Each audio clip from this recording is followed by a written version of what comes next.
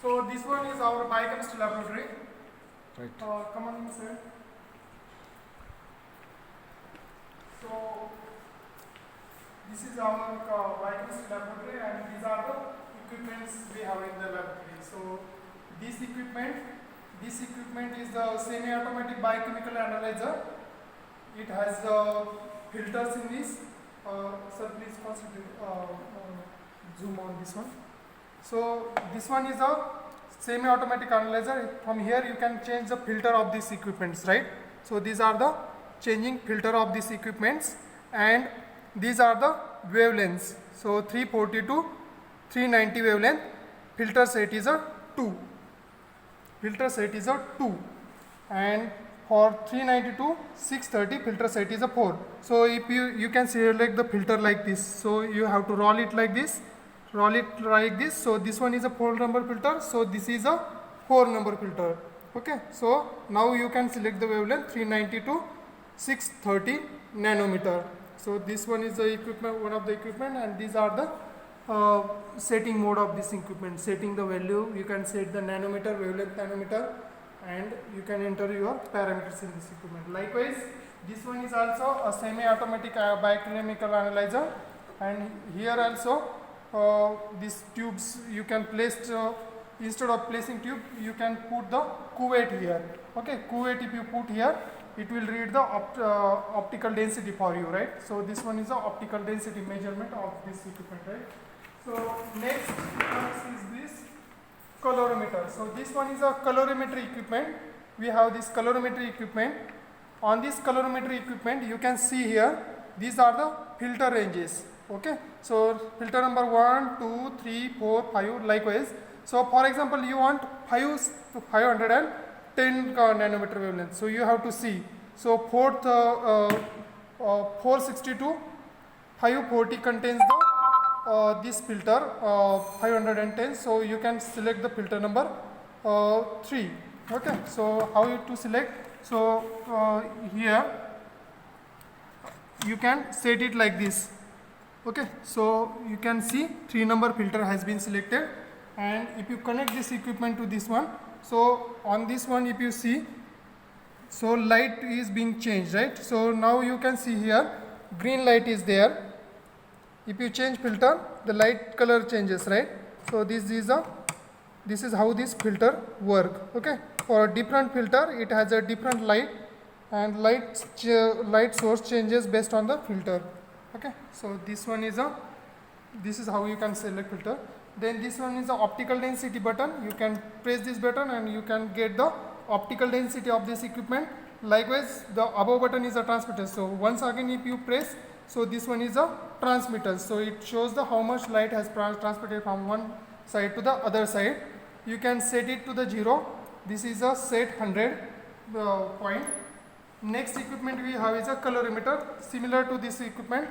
In this equipment you have to calculate manually photoelectric colorimeter. In this equipment directly you can get the reading. So likewise is a cuvette. If you put the cuvette here, directly it will give you the equipment. Blank, standard and test if you measure, this will give the equipment.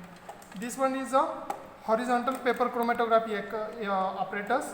You have to put the paper chromatography paper here, put paper here, buffer here, and load this equipment, load our sample, so it will show the chromatography readings. So next, these are the pipette stand. Always remember, for example, this one is a 100 microliter. Okay, 100 microliter. So if you press on the front side, it is a 98 microliter. If you press towards you, it is 100 microliter.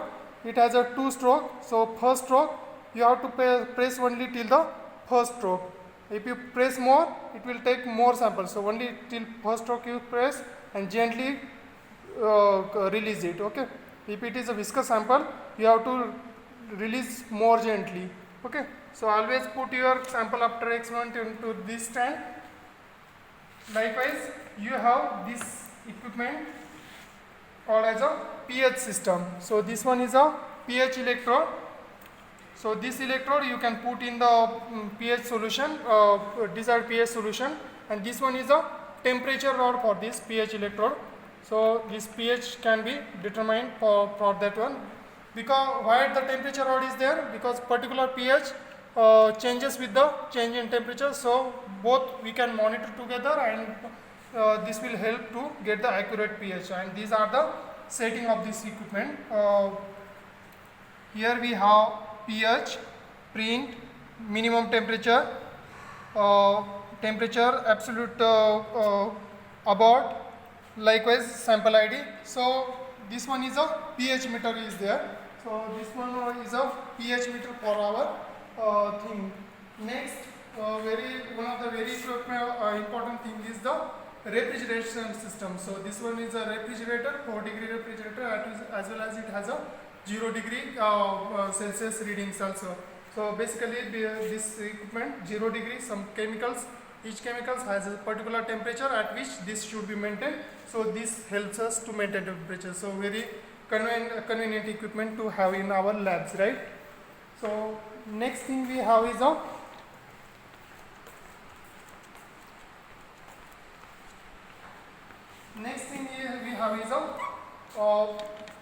weighing balance. So this one is a electric weighing balance, and this is a stabilizer for this one. So in this one you can measure the accurate quantity. So directly everybody is familiar with this equipment. So here you can have the reading of the equipments, right? How to read the equipment, 1 gram, 1 milligram, 0.001 milligram. So all these quantities you can measure. So each electric weighing balance has a precision to it, right? And at the center, if you see at the center, so you have to adjust it so it doesn't remain imbalanced on the surface. Next, so that is a electric weighing balance for this one. Next, so during the titration experiment, you will come across this titration assembly. So this one is a burette stand. This is a burette stand, and this is a burette attached to it. And you can titrate acid with the base with the indicator like this. So you can put one solution here, and with the second solution you can put it in here, and you can titrate it with the indicator in it. If color develops, we reach at the particular endpoint. So that is a so this one is a burette stand with the burette. Okay. So next, this equipment we have in the biochemistry lab. This equipment is a magnetic stirrer. Okay. So what this equipment what does equipment does is, so magnetic stirrer with the hot plate. Actually its name is a magnetic stirrer with the hot plate. So this equipment, you can put our sample with for example one water sample, you can put the magnet in it, and it will heat the water sample as well as it will rotate it. So if you put sugar in it, so it will mix it with the help of the heat. So this one equipment we have is a magnetic stirrer equipment with the hot plate. So likewise we have this equipment here. So this equipment is the vortex shaker.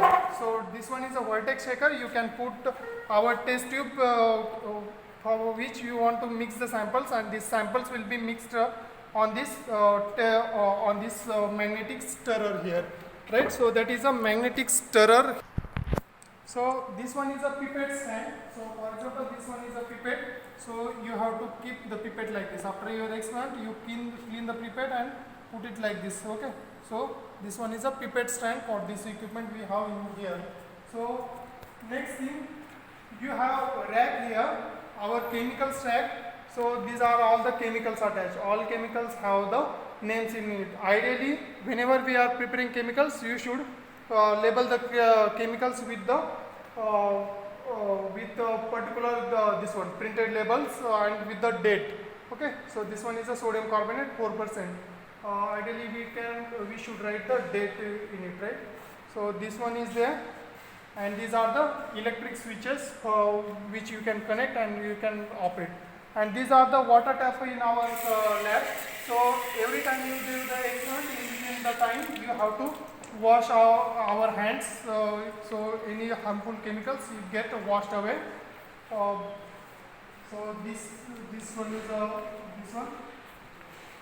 Next, this one is a pipette stand. So you have to keep the pipettes here on this stand, do not keep at the random location, keep it in the stand only. So this thing is a measuring cylinder. We have this measuring cylinder with us. So this is a 50 ml, 100 ml, 150 ml, 200 ml. So likewise, so this one is a 500 ml cylinder. So measuring cylinder can be 50 ml, 100 ml, 500 ml, 1 liter. So this one is a 500 ml half liter cylinder, and these are again our chemicals arranged, right? So, and on this side of this rack, each rack we are representing the each chemicals which are present on the rack, right? So here we are representing the name of the chemicals which are present in the our chemical rack. Okay. So next, this equipment is the triple distillation apparatus. So 1 distillation, 2 distillation, and 3 distillation. Likewise, this one is a double distillation currently working. This one and this one is a double distillation, and this one is a distilled water. So you can see there some salts are accumulating here, and here very less salts are coming, and we expect no salts are coming in our distilled water. Distilled water is a pure distilled water, right? And then this one is a stands present. So any pipettes or anything if you are using in the lab, you have to put these pipettes inside this one. So likewise you can put it. So during experiment, do not hold the pipette in the hand. You keep it stable. Sometimes you are handling some acids or other reagents, so it should be in the stable form. Okay. So these things are there. So next thing is there. So this one is a -20. This one, that was the refrigerator. This one is a deep freeze. So if you want to keep the sample for the long duration, you have to store the sample in the deep freeze, right? So that is a deep freeze. Deep freeze present with us. So this one is a deep freeze. Next is that. So very handy equipment we have is a cooker here. So cooker, we are using this cooker for the autoclave purpose. So some infectious chemicals, or for example serum you are using and you have to discard, so you have to autoclave at least in this cooker, or in the autoclave also you can use it. Okay. So this one is there, and I was talking about the measuring cylinder. So these are the measuring cylinder, 500 meter ml, and like this cylinders are there. So this one is our pipetter equipment. 10 ml can be taken with this pipetting equipment. So Borosil pipetting equipment we have with us. Pipetting aid we call it as well. Next, so many test requires to maintain the 37 degrees Celsius temperature or particular temperature. So this one here, for example, one sample is running, it is kept in water, and its temperature is the 37 degrees Celsius. Okay. So it should be kept at the 37. If your experiment requirement is 37 degrees Celsius, for 10 minutes you have to keep the sample in this equipment for the 10 minutes. Next equipment we have is a hot air oven. Here you have to clip your glassware and these things, and then you close it, you set it at the 200 degrees Celsius. It will hit the these glass equipments, and it will allow us to take the reading. Okay, so that is a hot air oven. Next, this equipment is a microscope. During Osazone test or on any test, if you have to prepare the slides like this, so these slides you can prepare and you can fix it here. So you can take look at the crystal, Osazone crystal, like glucose, Osazone, and those things you can keep right. This one is a shaker equipment, and this one is again is a deep freeze. So this one is a deep freeze. Here you can keep it at the -20 degrees Celsius again. So next we have to see is that we have to look at the this thing, how precautions in the lab has to be taken. So these things we can see here. So little bit dusty, our chart has become dusty, but this one is a first precaution. Whenever you are using the, so whenever you are in the lab, you have to use the eye protection and apron. So this guy he is using the eye protection, so you have to use the eye protection, you have to use the aprons, right? So if some chemicals are spilling over, it should not injure your eye or it should not injure your skin. So that is eye protection. Next, never leave lead burner unattended. So this is a person, this person guy is working in this lab and this is burner working and he is going away. So that is not intended, right? You never should do that. If burner is working, burner flame is on, you should never leave the lab. So that is the first precautions, one of the precautions you have to take. So that is never lit burner or Bunsen burner unattended. Okay, so you never leave it unattended. Next, so this one is very novice guy. He has never worked in the lab and he first time came in the lab and now he is drinking the solution. He want to sip the solution up from this beaker. So that you should never do that. So that is why we have cross on him, that he is very mad. So you never fill a pipette using a mouth suction. Okay. So only mad people will do this thing. So never suck the solution using this method, mouth suction method. Never do this, right? Next thing is that, so never mix a chemical before asking instructor. Okay. So always read before coming to practical. Always read your practical instruction manual. If you are simply mixing some reagents, as you know, you should know as a biochemist that some reaction are exothermic, right? If you mix it, it will heat up very fast. Like NaOH, if you put in water, it will become very hot at once. It may break down, or it may fall on your skin and it will burn it. So never do these things before before asking instructor. Ideally, you should read the manual before coming to the practicals, right? So be prepared. Come prepared before coming to practicals, right? So next is that never leave experiment while in a progress. So this guy again, he has put the experiment, something is going on here. He has put this on the fire and he want to boil it, he want to distill something. Likewise, some procedure is there. So he is going away, that is not good thing. He should not leave the lab if experiment is going on. Never leave the lab. Next precaution we have in the lab is that, so this one is a person. So never touch anything. So this guy is touching something. Never taste, he is tasting something. Okay. Never smell, he is smelling something. So you never touch anything, any chemicals, never taste it, never smell it. So these are very important instructions in the biochemistry lab. You never do it. Not even in biochemistry lab, any lab, you never do these things. Never touch, taste or smell anything, right? So these things are there. Keep all matters away from the open flame. So if this flame is running, you keep everything away from it. For example, if some ethanol is there, if you take it near flame, it may catch up the fire, right? So you never know what can catch the fire. So never, so keep all the materials away from the flames. So next thing is never. So this guy is new to, he is new to lab and he's taking the water and he's adding to the concentrator HCl.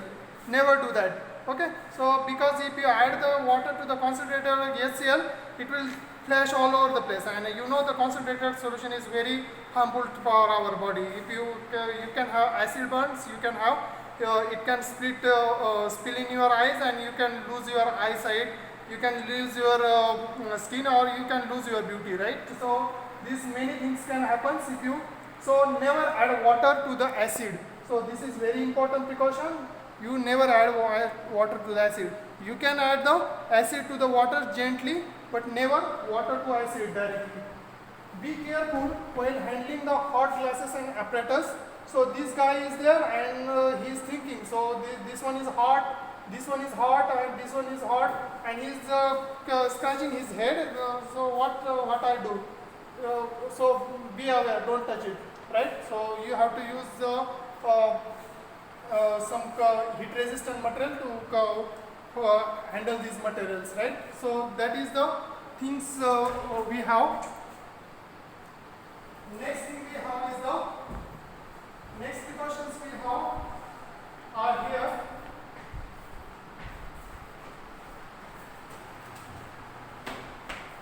So do not block the sink drain with the debris. So this is our sink, and our sink is here. For example, this one is our field, and you are keeping everything in it, right? If you are putting everything in the sink, it will block and the water will flow away. So that is not a very good thing to do. Never put debris and anything in the this one basin. Only put the water, the things which can go away, right? Wash your hands before the leaving lab. So everybody should remember they should wash their hand with the soap before leaving the lab, because it may have some chemicals which may be harmful for your body. So be aware, wash your hands before leaving the lab. Okay. So next thing we have is the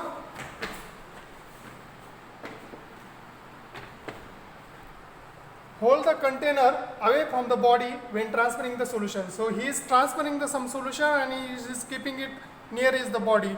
So you should never do it. Handle carefully, keep proper distance on this one. So if something is spilling down, it may burn his hands, it may have some harmful effect, it has some mutagenic effect. So you never know that one. Okay.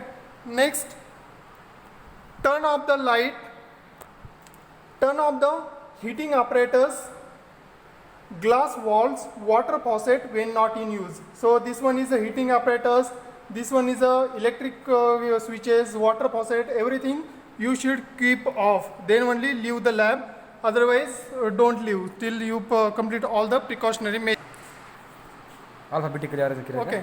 Now coming to the labs, you can see these chemicals are arranged alphabetically, right? Okay. So if you see here, the chemicals are arranged alphabetically.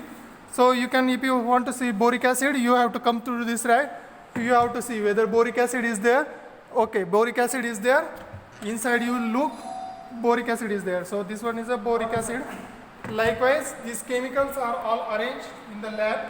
So these are the chemicals arranged in the lab alphabetically. Okay. Here also we have put a sticker for finding the chemicals. So you will get a rough idea alphabetically where which chemical is it there. So likewise, so this thing also we have in our lab.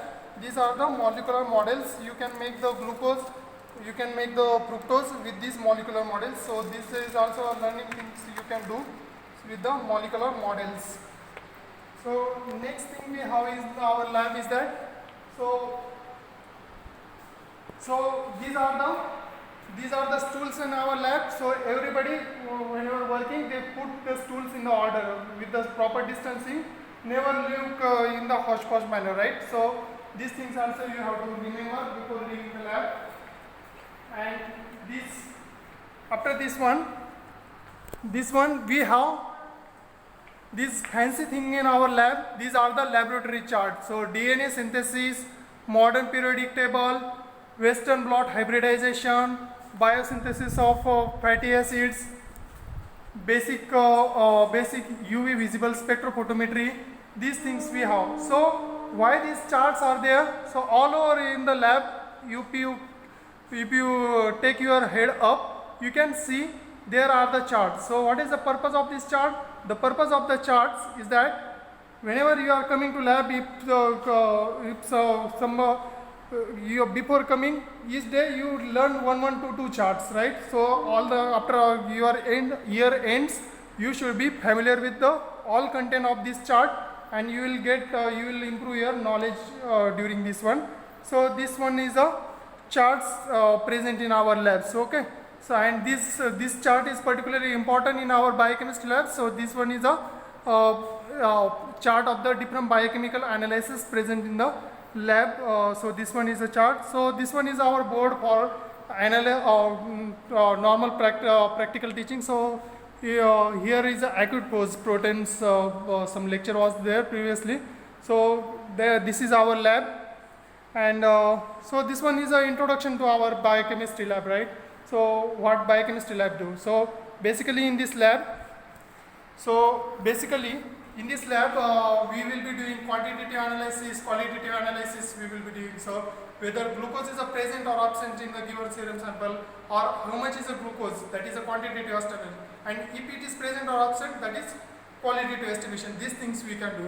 So many things we saw in the biochemical this chart, biochemistry analysis chart.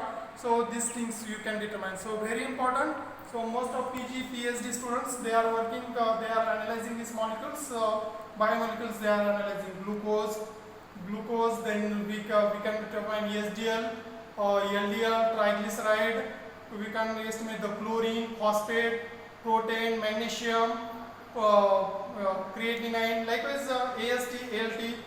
AST, ALT, you can see whether your liver is functioning properly or not. Protein, you can see whether your kidneys are proper or not. So for kidneys, you can also estimate the blood urea nitrogen, creatinine.